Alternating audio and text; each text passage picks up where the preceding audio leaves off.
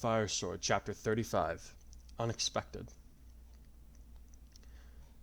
So, this kid in black, Rika said as she and Asuna stared out at the ocean on the deck of the command ship.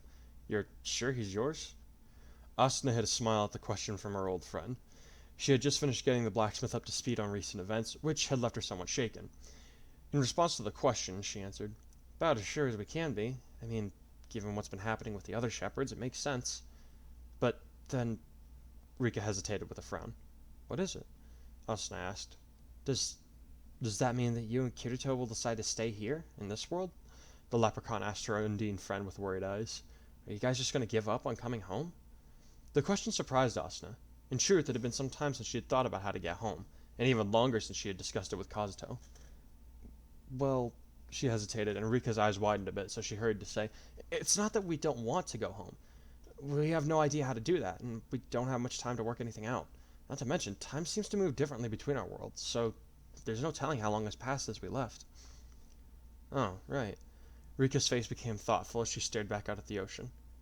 Hey, Asuna, how is life here? I mean, the war must be scary and all, but it doesn't seem like you're opposed to staying here if that's what it comes to. Life is... Asuna had to smile at the absurdity of what she was about to say, but it was an undeniable truth. It reminds me of the good days in Aincrad, she said. When you have a group like this that cares about each other and will do whatever it takes to make sure that everyone gets through a fight, it's a big reassurance, even when you know your life is on the line. Elizabeth grinned. I had a feeling you were going to say that. Asuna smiled as well, then gripped the boat railing tightly as they hit a larger wave than the usual ones. It must have been noticeable because Rika looked at her with concern and asked, Are you okay, Asuna? You look kind of pale. Gee, thanks. The other girl grunted as her stomach churned uncontrollably. Want me to go get Yui? Rika asked, concerned for her friend. Maybe she could... Her words were cut off as Asuna leaned over the railing and expelled all her breakfast, and possibly some of the previous evening's dinner. Mataris was resting in the infirmary, his arm still in bandages from his run-in with the Plesian mage. Yui was sitting beside him, humming a tune that resembled some of the background music from the 22nd floor of Aincrad, when Rika came in with Asuna, the latter of which didn't look too good. Lisa stood up from where she had been sitting while writing in her journal as she looked Asuna up and down. What happened to her? She asked worriedly. She looks pale as a ghost. Say that again and you'll be the only ghost around here.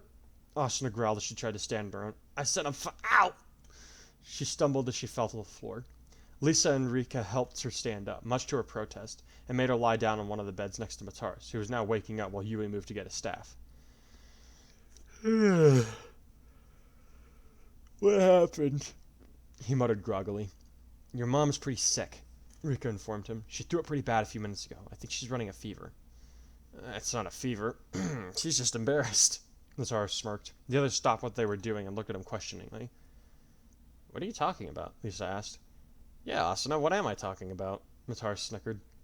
Listen here, you little brat. I will... Asuna's threat cut off as the boat rocked again and she had to fight to keep her stomach under control. Uh-huh. He grinned even brighter. That's what I thought. Look here, kid, if you know something about from the future that tells us why she's sick, you better tell us or else I'm going to put a hole in your arm, Lisa said shortly. Now spill it. Fair enough, Mataris said as he closed his eyes, his smile remaining a smug one. She's got a parasite in her stomach. A parasite? Lisa gasped. How did it get there? Is there any way to get rid of it? It got there because of Kirito, and no, there is no way to get rid of it. At least, not for a few months. Mataris replied, his sides beginning to shake as he tried not to laugh. What are you... Rika was cut off as Mataris continued. See, this parasite is only going to get bigger and bigger. Then her and Kirito are going to name it, and it will call them Mommy and Daddy. There was a profound silence for several seconds in the infirmary. Then Rika looked over at Asuna and asked, So what did this... Rika, if you say one more word, I will tell your world a frickin' sunder! Asuna shouted. Mataris erupted into an intense round of laughter, which got Yui smiling, even as Lisa used her rod to check Asuna's stomach for confirmation. Yep, she nodded as she pulled the staff away. You got a little one in there, all right. They're about a month old from the looks of things. Mataris' laughter became even louder at the look of shock on Asuna's face as her suspicions were confirmed. Yui rolled her eyes at him and decided that her mother had been picked on enough for one day. I'm also happy for you and Dad, Mama, she said as she hugged Asuna, who returned the embrace after a stunned moment. The others were also quick to congratulate the new mother, although Mataris was still laughing at her shock. He was also smiling brightly. I'll make sure this world is a safe one for you to grow up in, little one, he vowed silently. I swear this in the name of my fallen comrades and family. Kazuto was going over some of the maps of Plegia with Robin so that if it ever came to hostilities between their countries again, he would have knowledge of the landscape to aid him in coming up with strategies for how to use the terrain to their advantage. Okay. So, there's a lot of mountains between Plegia and Elise, he mused aloud.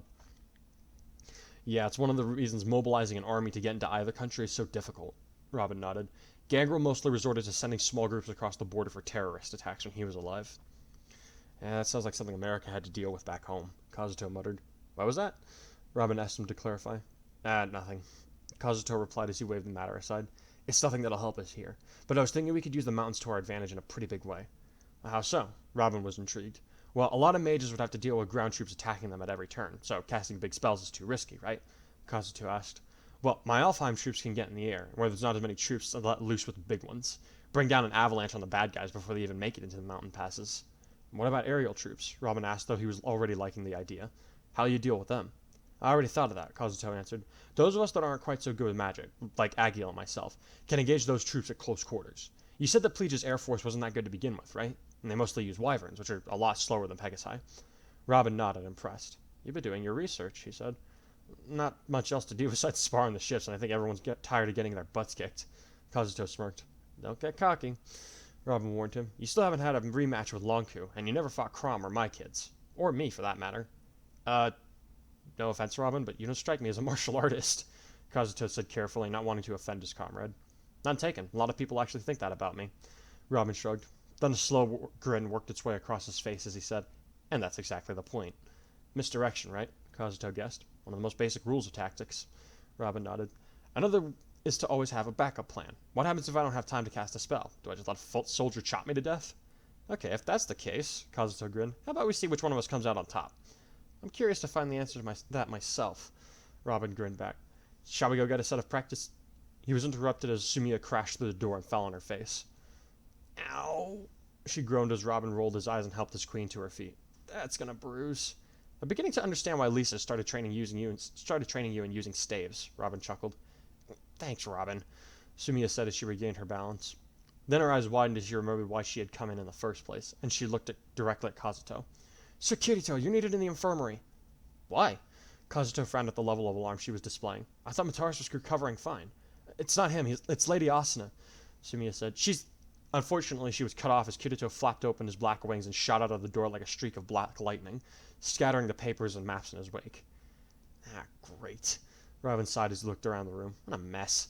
I'm so sorry, Robin, Sumiya winced. I didn't mean to startle him like that.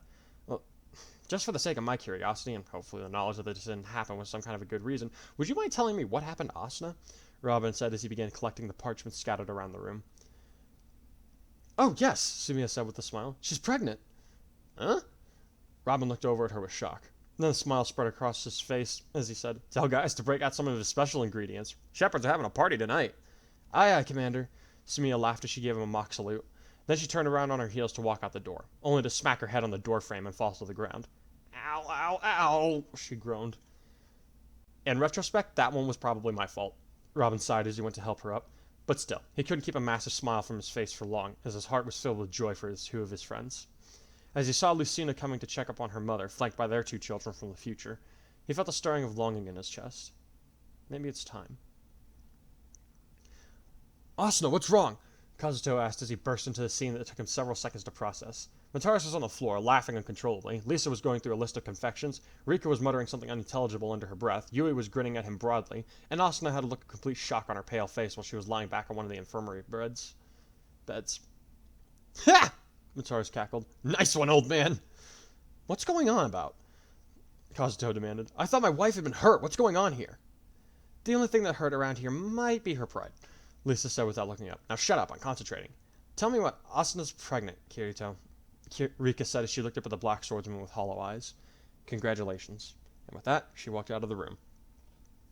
Asuna, he said as he turned to look at his wife with wide eyes.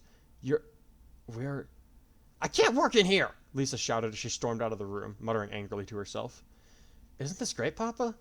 Yui asked as she came up to give him a hug, which he returned in a stunned silence. However, this did not stop his eyes from slowly sliding over to the boy dressed in black with a bandaged right arm, still cackling where he lay next to the bed he had fallen off of.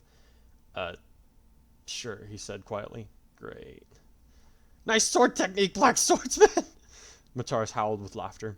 Suddenly, there was a surge of magic energy as both Kirito and Asuna reached for their spells at the disposal. I think we should even him out, honey, he said as shadows emanated from his palms. Why stop with the arm? She added as lightning sparked in her eyes. Maybe we should even him up on his legs, too. Yui backed away from the scene slowly, fear in her bearing. I think brother may have pushed them too far.